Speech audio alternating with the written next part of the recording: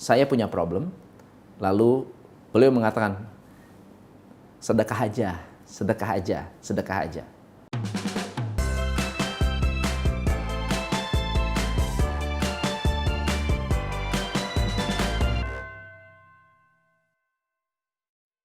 Hai, saya Tom MC Ifle, founder Top Coach Indonesia. Hari ini kita akan membahas mengenai hubungan antara bisnis dengan sedekah.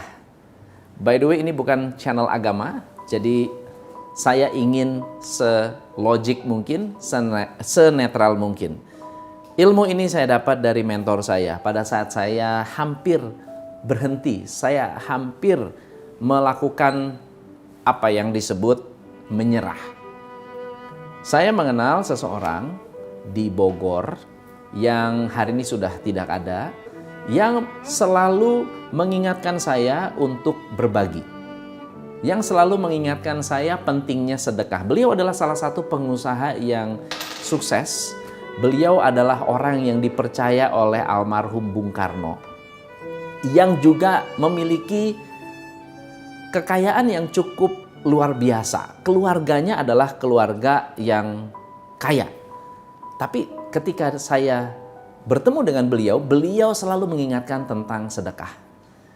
Jadi waktu itu saya punya problem, lalu beliau mengatakan, sedekah aja, sedekah aja, sedekah aja. Tahun 93 saya bekerja di airport.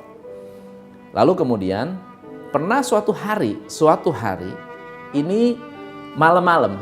Jadi dari Bogor saya mau naik bus pergi ke Cengkareng, tidak ada bus. Nggak ada bus. Oke? Intinya kalau saya bisa nyampe Jakarta aja, sampai Jakarta pasti bisa banyak banyak transport untuk pergi ke Cengkareng, ke airport. Jam 9 posisinya, lalu kemudian saya ada di terminal bus Bogor. Bus kosong, yang ke Kampung Rambutan pun nggak ada, entah kenapa. Lalu kemudian saya telepon mentor saya ini. Saya bilang, aduh, saya panggilnya Mas. Mas, saya lagi ada di Jakarta, saya lagi ada di terminal Bogor. Ada teman atau ada siapa nggak yang bisa bantu saya mau pergi ke Jakarta? Dia bilang, waduh, kalau jam segini udah nggak bisa. Dia bilang, udah nggak ada, karena beliau punya supir udah pulang. Lalu kemudian saya tanya, waduh, gimana ya? Dia tanya gini, kamu punya uang berapa di kantong, di dompet ada duit berapa? Saya ada 200.000. Dia bilang, sedekahin aja. Saya bilang, nggak ada hubungan amat sih. Saya mau pergi ke airport, saya mau berangkat ke airport, nggak ada bus. Waktu itu Damri nggak begitu populer. Saya nggak ada bus dan suruh sedekahin. Ah, udah nurut aja. Saya sedekahin. Ini true story, tapi nggak 100%. Saya sedekahin 100.000. Waktu itu 100.000 besar sekali. Jadi dia bilang ini, udah lu cari orang buta, cari anak terlantar, carilah, pecah-pecah tuh duitnya, sedekahin aja. Saya bilang ini bener-bener nggak masuk akal. Lalu kemudian saya ikutin lah, iseng-iseng. Namanya anak muda, waktu itu masih muda banget. Saya ikutin. Terus saya duduk di terminal, saya diem. Setengah jam, 45 menit, nggak ada kabar. Jam 10 ada anak kecil datang ke saya. Om mau kemana om? Saya bilang, saya mau ke Jakarta. Om, di sana jadi ada satu mobil Kijang hijau, mobil kayak mobil tentara. Lalu dia bilang, om, di sana ada om mau pergi ke pasar Senen, nggak punya ide, nggak tahu jalan. Om bisa tolong nggak? Om bisa bantu nggak? Saya bilang, ya udah bisa, saya datengin. Pak, gimana Pak? Bisa saya bantu Pak? Iya Dek, saya mau pergi ke pasar Senen, mau jemput orang di Senen. Bisa nggak tolongin saya? Ada nggak yang tahu jalan? Saya bilang, saya tahu jalan. Saya ngekos di Cempaka Putih. Adik bisa nggak temenin saya?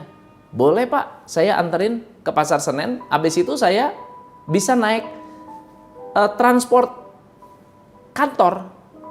yang janjian di Pasar Senen. Dan yang menarik adalah, itu adalah sebuah coincidence, kebetulan, yang mungkin hanya dalam waktu 45 menit sudah ada hasil. Bukan berarti kita harus sedekah lalu minta dapat hasil, tetapi apakah itu ada hubungan dengan sedekah atau tidak, saya bahas dengan si Mas ini nih. Udah tua umurnya, waktu itu umurnya udah hampir 70 tahun, tapi maunya dipanggilnya Mas. Dia bilang, Mas, kemarin gimana ya? Wah, aku luar biasa loh. Saya bilang, saya begini-begini, saya ceritain. Dia cerita begini, Tom, saya ini orang bisnis. Orang bisnis itu cuma butuh 3. Kamu mau bisnis sukses, kebutuhan kita cuma 3. Nomor 1, ketenangan. Nomor 2, dukungan. Nomor 3, keajaiban. Kamu dapat 3, bisnismu sukses. Saya bilang, masuk akal sih. Ketenangan maksudnya apa? Ketenangan pikiran, ketenangan hati, ketenangan waktu tidur. Pokoknya tenang lah. Tidur tenang, itu udah luar biasa. Ya, kita bekerja dengan tenang, luar biasa. Berpikir dengan tenang, itu luar biasa.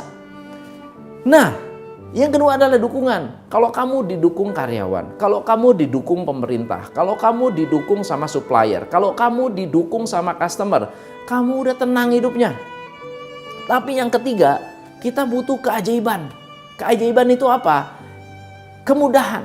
Ya, sesuatu yang di luar sana susah, kita gampang. Itu kemudahan, itu keajaiban. Saya bilang, ya 3 hal itu memang benar penting. Tapi apa hubungannya sama sedekah? Saya bilang gitu. Kenapa saya harus sedekah waktu itu? Saya benar-benar penasaran karena masih benar-benar blank. Dia bilang begini, ada 10 keuntungan kalau kamu sedekah. Keuntungan yang pertama, kamu waktu sedekah perasaanmu gimana? Tenang.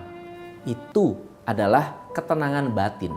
Jadi semakin banyak sedekah, batinmu tenang. Itu yang pertama. Yang kedua, kamu belajar untuk melepaskan diri dari kemelekatan. Apa itu kemelekatan? Kamu memegang sesuatu terlalu kuat, kamu tidak bisa istilahnya lepas dari masa lalu. Melekat. Ya, kamu punya karyawan, keluar karena kamu masih melekat, masih diomongin. Kamu ada istri bikin kesalahan, kalau kamu melekat dengan kesalahan itu, kamu masih omongin, ungkit-ungkit, sering mengungkit-ungkit, itu namanya melekat. Tapi soal uang, melekat itu begini, kamu bayangin pegang uang, ya, kamu pegang, ayo pegang, Anda juga sama, duitnya pegang semua, oke? Nah sekarang ada uang baru mau masuk, bisa nggak terima uang baru kalau Anda memegang uang yang ada secara ketat? Nggak bisa. Dia bilang apa? Kamu harus buka tangan. Kamu harus melepaskan sebagian supaya dapat yang baru. Itu filosofi penting. Dia bilang gitu. Oke? Nah, yang ketiga adalah kalau kamu banyak memberikan sedekah, pada saat kamu sedekah, melahirkan energi positif. Jadi ternyata makin banyak sedekah, makin berenergi, dan energi ini penting buat kita dalam berbisnis. Ya. Yang keempat adalah bersedekah itu melatih keyakinan. Apa maksudnya? Kamu waktu melepaskan 100.000, kamu nggak berani. Melepaskan 200.000, kamu nggak berani.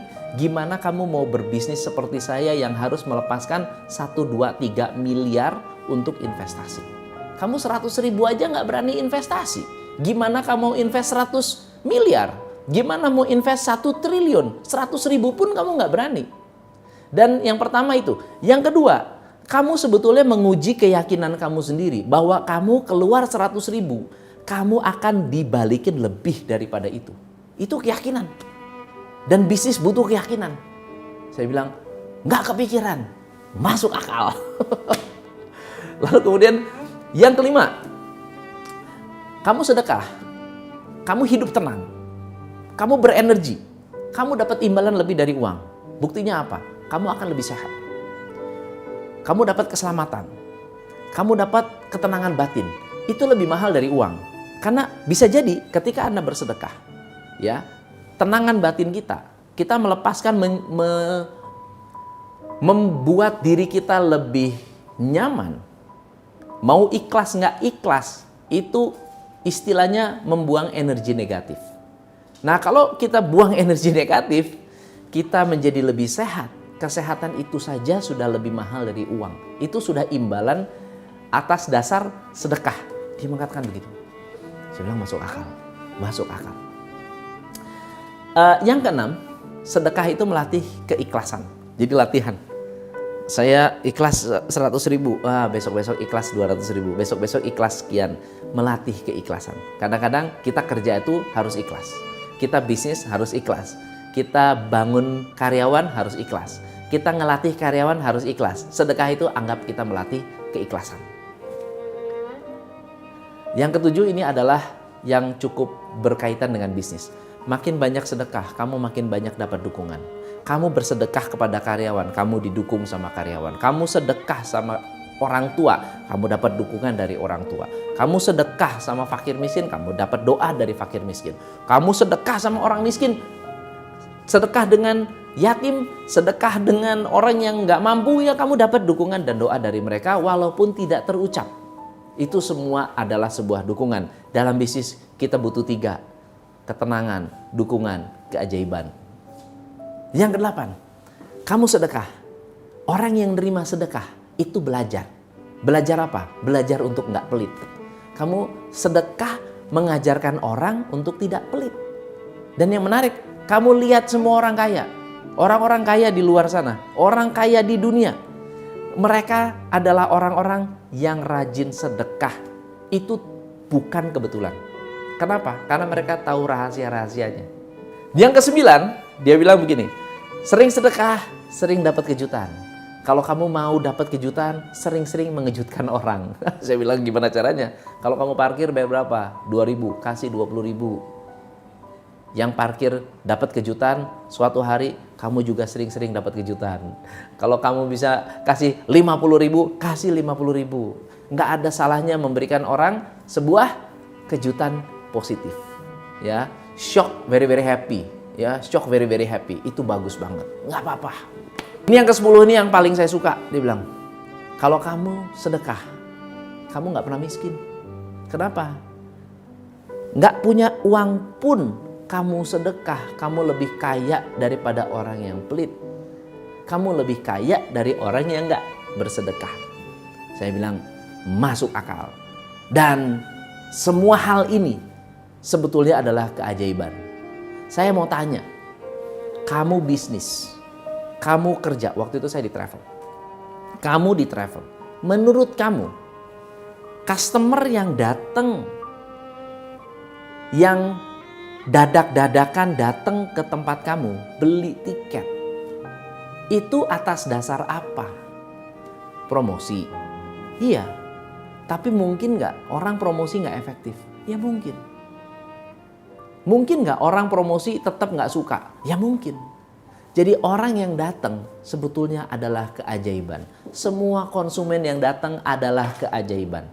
Semua tim yang mau kerja sama kita adalah keajaiban. Kita bisa buka bisnis adalah keajaiban. Karena kalau dipikir-pikir, itu satu hal yang susah. Satu hal yang mustahil. Kalau nggak percaya, kalau kamu benar-benar pikir itu bukan keajaiban, kamu datang ke pinggir jalan, orang yang nggak punya pekerjaan, kamu bilang, kamu mau nggak bekerja?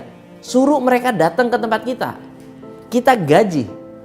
Belum lama bisa resign, bisa keluar. Kenapa? Karena memang bukan jodohnya. Jadi jodoh adalah satu keajaiban. Dan saya bilang, hal-hal yang saya pelajari dari beliau, filosofi-filosofi yang saya pelajari dari beliau adalah filosofi yang menurut saya sangat powerful. Dan mungkin senang sekali kalau saya bisa berbagi dengan Anda di luar sana. Dan kalau Anda suka, Anda boleh share, like, subscribe. Jangan lupa sharing di grup-grup teman-teman Anda, grup alumni, grup mungkin grup teman-teman lama, grup sekolah, dan seterusnya. Supaya banyak orang bisa belajar dari ilmu-ilmu yang basic seperti ini. Kalau Anda suka, komen. Kalau Anda punya pengalaman dengan sedekah, please share di komen. Dan siapa tahu kita punya pengalaman yang sama. Saya Tom MC Ifle, salam pencerahan.